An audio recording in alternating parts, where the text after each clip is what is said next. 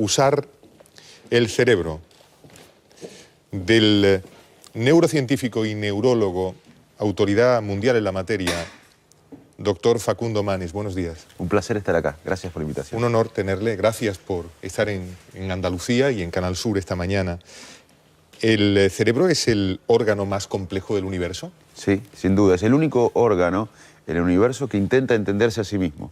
No hay ningún otro órgano que intente entenderse a sí mismo.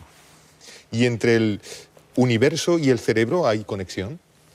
Bueno, el cerebro tiene miles y miles de neuronas y miles de conexiones cada neurona. Todo eso es mucho más que estrellas en la galaxia. Todo lo que hacemos, lo hacemos con el cerebro, desde respirar. Ahora estamos todos respirando y la gente que está mirando respira y sabe porque lo dijimos, pero hace unos segundos estaba respirando automáticamente. Eso lo controlaba el cerebro. Desde respirar hasta resolver los dilemas complejos, morales que tenemos día a día, todo lo hacemos con el cerebro.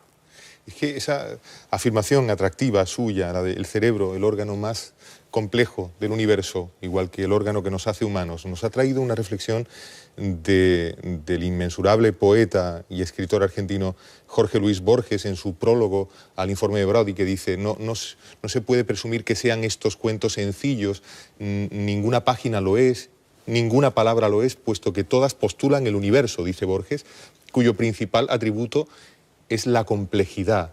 Algún poeta menor se ha atrevido a refutarle y decir: no, la complejidad no, el principal atributo del universo es la unidad. Yo lo que le quiero preguntar es si hay alguna conexión en todo el universo que pueda captar, de algún modo intuir y quizá expresar en palabras el cerebro humano.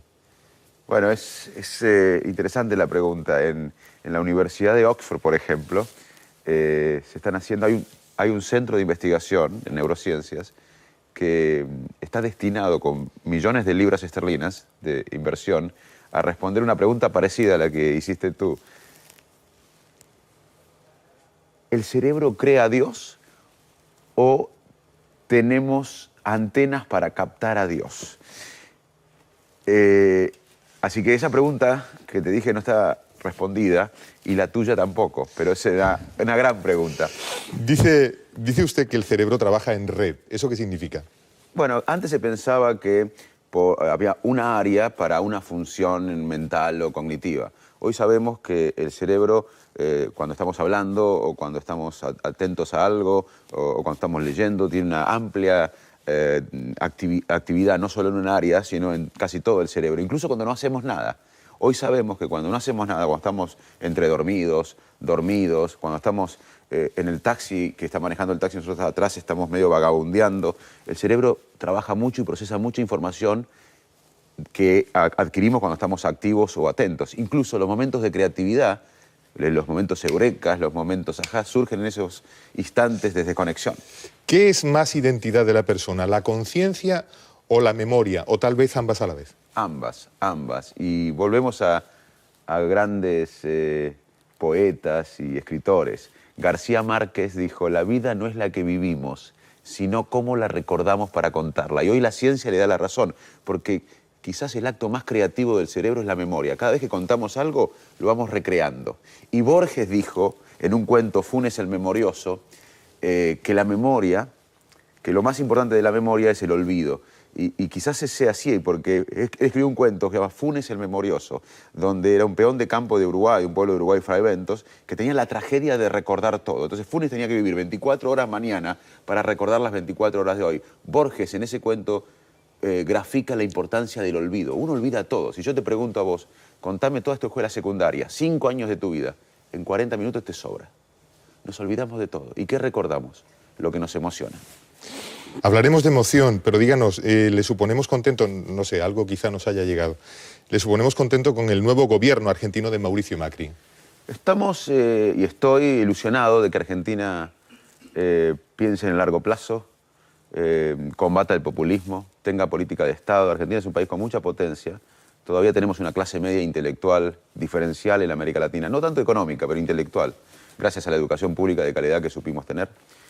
Argentina tiene que tomar el camino del conocimiento, la educación de calidad, cuidar los cerebros, pensar en política de Estado a largo plazo.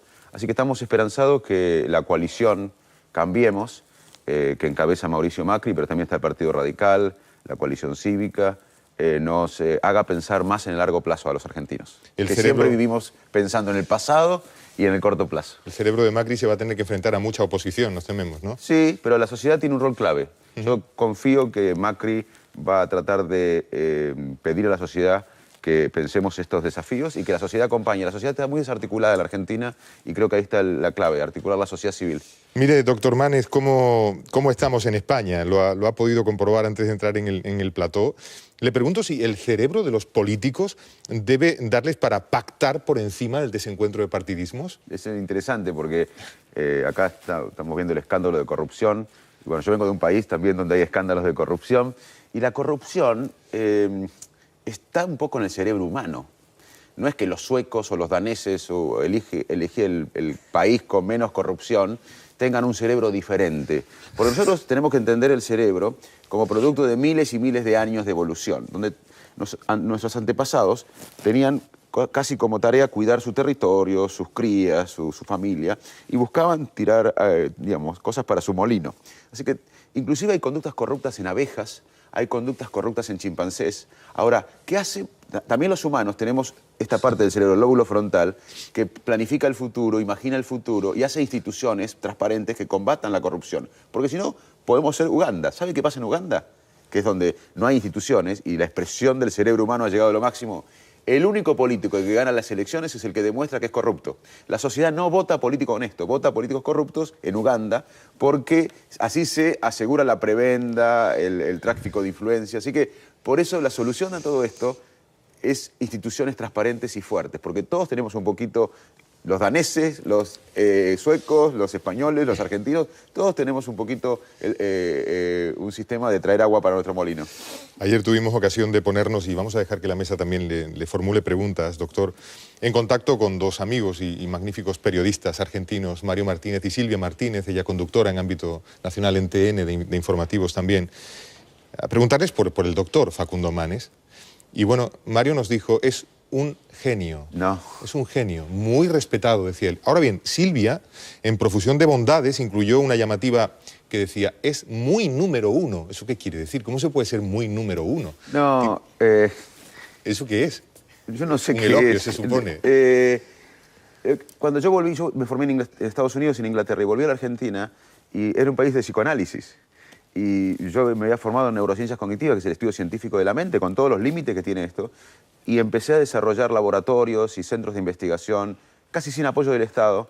Ahora sí tenemos apoyo del sistema científico argentino, pero tuve la suerte de ser pionero en un área, y quizás eso me ha sobrevalorado. Bueno, entre otros agradecimientos suyos, en su prólogo hay uno a la Fundación Favaloro. Dice usted, por haberme permitido cumplir el sueño de René Favaloro, perdón, sí, Favaloro, lo hemos dicho mal, René Favaloro, prestigioso educador y cardiocirujano argentino, ¿verdad? Por haberme permitido la Fundación cumplir el sueño de René Favaloro de estudiar la relación corazón-cerebro. Sí. A usted le gustan las referencias literarias, eso nos ha traído de impacto al poeta andaluz y español Antonio Machado, sí, con aquello de dice la razón, busquemos la verdad, y el corazón vanidad, la verdad ya la tenemos.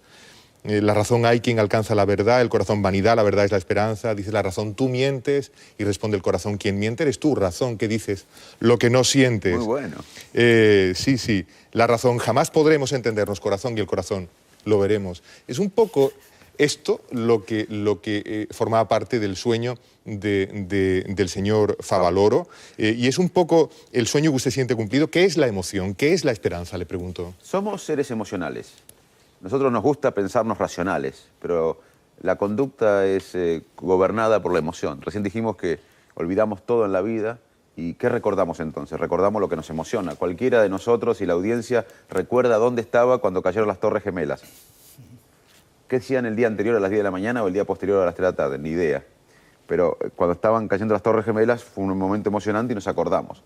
La emoción facilita la consolidación de la memoria y la emoción facilita la mayor parte de las decisiones que tomamos. Nosotros nos gusta pensarnos como racionales, como lógicos, deliberados, pero no tenemos tiempo para ser lógicos, analíticos, racionales todo el tiempo. Por eso la mayor parte del día tomamos decisiones que no llegan a la conciencia y que son automáticas y facilitadas por la emoción. La emoción nos liga con nuestro pasado evolutivo tenemos las mismas emociones que muchas especies, miedo, alegría, tristeza, asco, disgusto, pero también tenemos emociones propias que nos separan de otras especies, como la culpa, el orgullo, que no tienen otros animales. Así que somos seres emocionales y las emociones le dan un color a nuestro estado mental. Antes se pensaba, y con esto termino esta parte, que para decidir racionalmente uno tenía que sacar las emociones. Hoy sabemos que la emoción y la razón trabajan en conjunto. Y para muchas decisiones, como decía Machado, gobierna la razón. Y para muchas otras decisiones gobierna la razón. Pero compiten y pelean en cada decisión la razón y la emoción.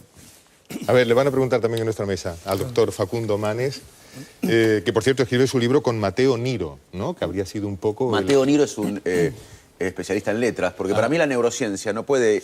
Tiene que tender puentes con otras disciplinas. Y muchas veces la ciencia no se permite la ambigüedad que se permite la literatura y el arte. Ah, bien, bien, bien. A ver, Antonio Avendaño, le pregunto. Me gustaría formularle dos preguntas, una normal y otra un poco peregrina. La normal es, usted que viene de un país de mucha tradición psicoanalítica, ¿qué piensa un neurocientífico como usted del psicoanálisis? Si es una pura fantasmagoría, si es algo más. La otra cuestión más rápida es que yo me pregunto desde hace mucho tiempo por qué hay tantos argentinos que hablan ustedes tan bien. Freud, que es el padre del psicoanálisis, era neurólogo. Y él mismo fue un genio, dijo cosas que hoy estudiamos, que hoy él ni siquiera se hubiese imaginado el grado de procesos no conscientes que tenemos. Él marcó que somos seres no conscientes, pero nunca se imaginó lo que luego sabemos por la neurociencia, que somos mucho más no conscientes de lo que Freud imaginó. Él tomó el sueño como un área importante y que hoy lo es, de investigación. O sea, tuvo muchos aciertos y también muchas cosas que nunca fueron demostradas. Pero la evolución siguió y hoy, si viviera Freud, para mí sería neurocientífico cognitivo. Así que las ideas del psicoanálisis, algunas son muy buenas y la neurociencia las siguió y otras no han sido comprobadas. El psicoanálisis no ha demostrado ser eficiente en muchas terapias, por ejemplo, para la ansiedad o para la obsesión, las obsesiones, y la nueva psicología ha mostrado tener más evidencia científica.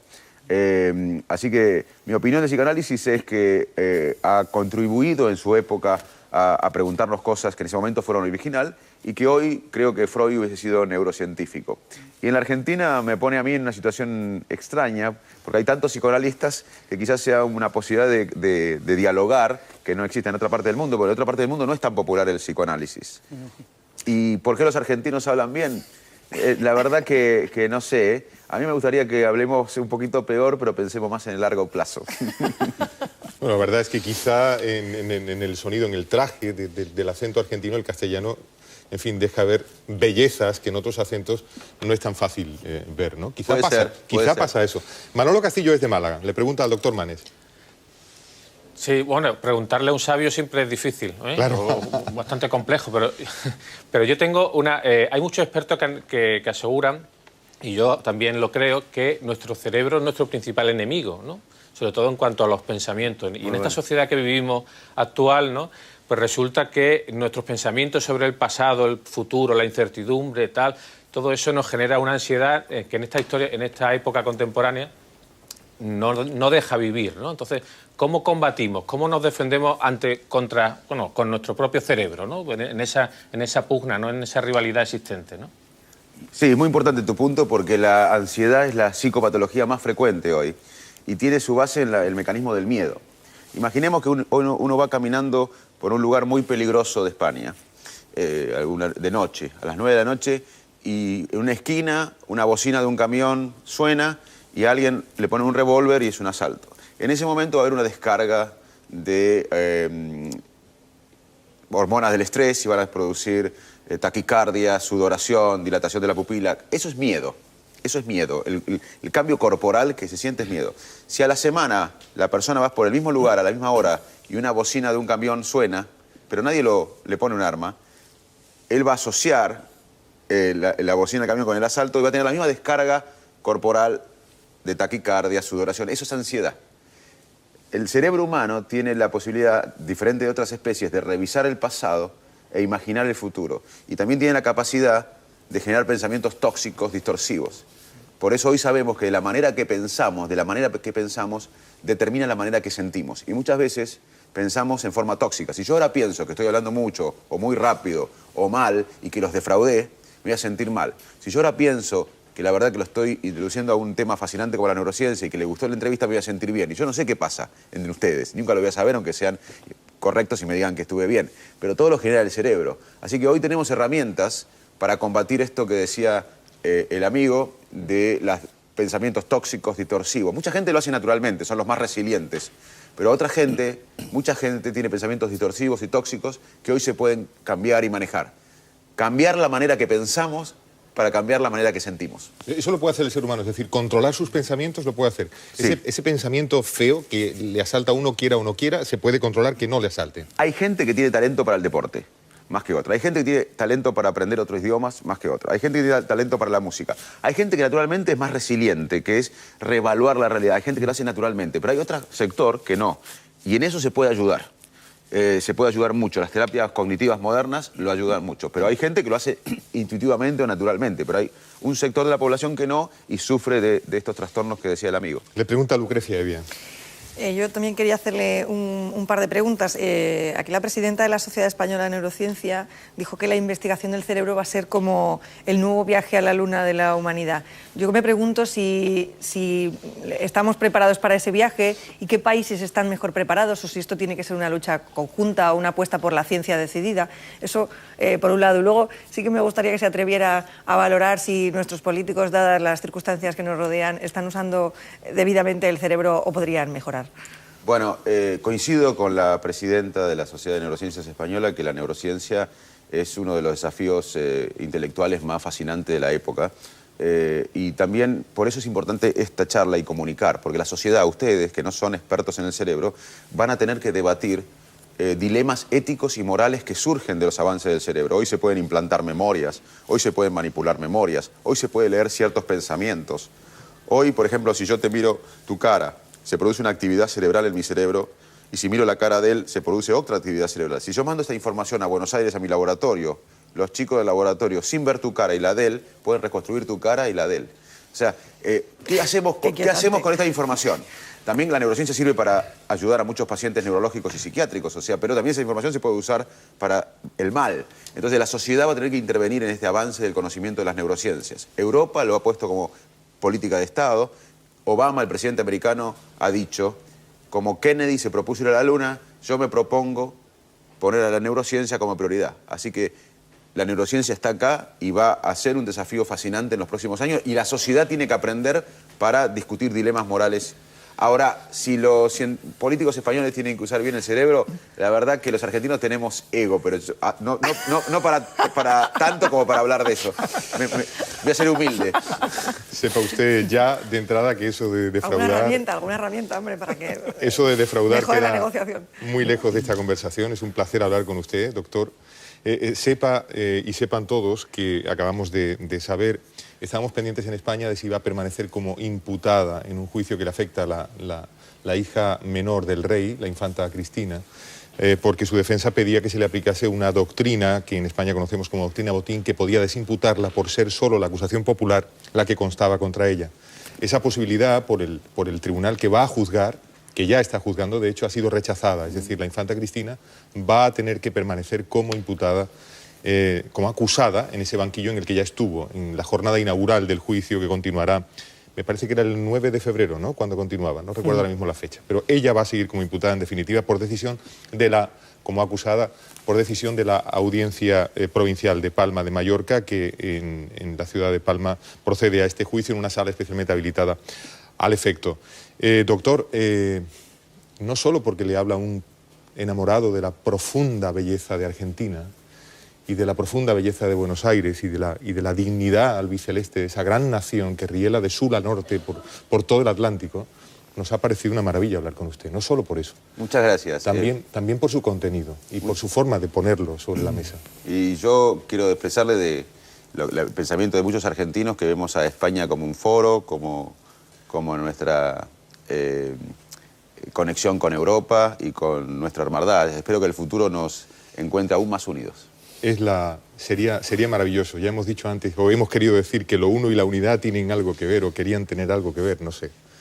Borges lo cuenta también, y tantos argentinos lo cuentan también, ¿no? Y tenemos esta unión del idioma, ¿no? Que es increíble. Por supuesto, nuestro baluarte transatlántico, castellano, Increíble. ahí de un lado a otro. En fin, que podemos seguir aquí toda la mañana. Doctor Facundo Manes, neurocientífico y neurólogo argentino de renombre mundial, que ha venido a Andalucía a traernos su obra Usar el cerebro, con un subtítulo que dice mucho: conocer nuestra mente para vivir mejor. Gracias por estar en Canal Sur esta mañana. El agradecido soy yo.